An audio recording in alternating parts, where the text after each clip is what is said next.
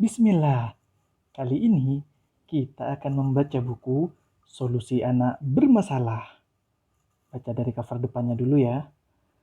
Apakah anak Anda malas sholat, suka berdusta, pendengki, pemarah, penakut, egois, hiperaktif? Semoga tidak. Temukan terapi praktisnya dalam buku ini. Buku ini ditulis oleh Syekh Mahmud Mahdi Al-Istambuli. Penerbitnya Zam-Zam Mata Air Ilmu. Setelah kita baca cover depannya, mari kita baca cover belakangnya. Solusi anak bermasalah. Anak Anda tidak mau sholat, suka berdusta, pemalas, egois, pemarah, hiperaktif, suka ngompol, kurang nafsu makan, atau memiliki perilaku bermasalah lainnya. Kalau begitu, inilah buku yang sedang Anda tunggu. Karakter buruk pada anak seringkali membuat cemas para orang tua dan mengusik benak mereka. Sebab anak-anak yang bermasalah pada kepribadiannya merupakan bahaya menakutkan yang mengancam masa depan keluarga dan umat. Sedangkan solusi mengatasi anak-anak bermasalah merupakan seni pekerjaan tersendiri yang membutuhkan usaha keras. Dalam buku ini dijabarkan berbagai bentuk perilaku buruk anak yang harus diwaspadai oleh setiap orang tua, disertai dengan solusi praktis, menjadikan buku ini layak dibaca oleh setiap orang tua dan para pendidik. Selamat membaca. Bismillahirrahmanirrahim. Anak suka merusak. Banyak ayah dan ibu mengeluhkan perbuatan anak yang suka merusak alat-alat dan perabotan apa saja yang disentuh oleh tangan mereka. Akhirnya, orang tua sering mengomel dan menghukum mereka dengan berbagai macam sanksi, tanpa memperoleh manfaat namun malah menambah kejengkelan dan kegelisahan keduanya. Lantas, apa saja penyebab anak suka merusak? Sifat suka merusak dilatar belakangi beberapa sebab. Di antaranya, pertama, telah kami kemukakan berkali-kali bahwa pada diri anak terdapat naluri yang mendorongnya untuk aktif bergerak dan naluri mencari tahu rahasia segala sesuatu. Di antara naluri tersebut adalah naluri suka mencari tahu, membongkar, dan menyusunnya kembali. Naluri ini tergolong nikmat pemberian Allah Ta'ala yang Dia sandangkan pada diri si anak, tetapi kebanyakan orang tua tidak memahami rahasianya dan maknanya. Seorang anak yang mengamati jam tangan ayahnya dan mendengar detak jarum jamnya, maka ia akan penasaran untuk mengetahui rahasia bagian dalamnya lantaran didorong oleh naluri senang mencari tahu. Ia pun mempreteli jam tangan itu dan berusaha memasangnya kembali untuk mempelajarinya.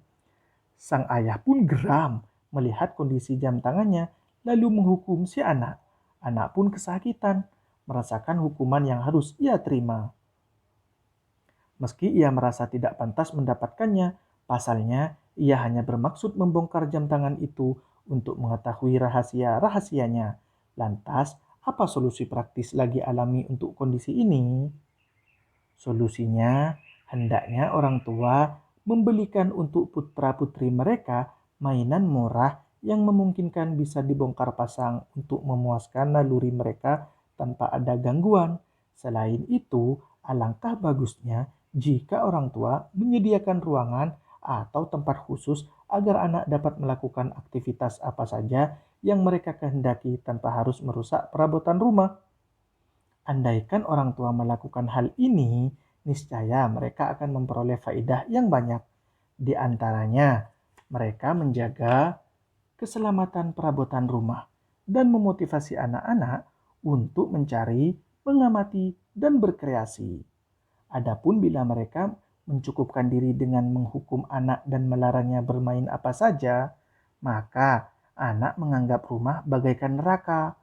Orang tua akan membunuh naluri anak yang bermanfaat mendorong anak bisa berkreasi dan berpikir. Terkadang mereka menekan anak yang akan menyebabkannya rentan karena penyakit syaraf yang beragam sebagaimana akan penulis sebutkan dalam bab lain. Maka sudah seharusnya kita kemukakan sebelum akhir pembahasan ini bahwa mainan terbaik itu bukan berarti yang termahal, tetapi yang baik adalah memungkinkan bisa dibongkar pasang dengan mudah. Karena itu, permainan dengan model mekanik dan beberapa potongan kayu dengan beragam ukuran serta bentuk berwarna yang bisa disusun anak-anak sekehendaknya adalah lebih baik daripada mainan mahal yang tidak memancing anak kecuali sebatas memandang atau menyentuh sedikit saja. Yang kedua, terkadang terjadi kasus anak merusak segala sesuatu tanpa ada faedah dan tujuannya. Ini benar, perbuatan ini tidak muncul karena naluri suka mencari tahu, serta membongkar pasang. Namun terjadi sebab-sebab kejiwaan, muncul akibat kecemburuan, kemarahan, dan kedengkian. Kami telah membahas tentang sebab-sebab ini di tempatnya sendiri. Yang ketiga, ada juga beberapa kondisi yang kita temukan pada sebagian anak yang sering merusak perabotan rumah apa saja yang dijangkau tangannya. Bukan karena suka mencari tahu, melainkan akibat cemburu ataupun hasad. Kondisi ini kembali pada pikiran bawah sadar yang memerlukan penanganan secara psikologis. Untuk menanganinya, merujuk pada beberapa masalah yang dipendam sejak kecil. Terima kasih telah meluangkan waktu untuk menonton video ini. Semoga bacaan barusan menjadi solusi buat anak kita. Terima kasih pula telah subscribe channel ini. Semoga bermanfaat.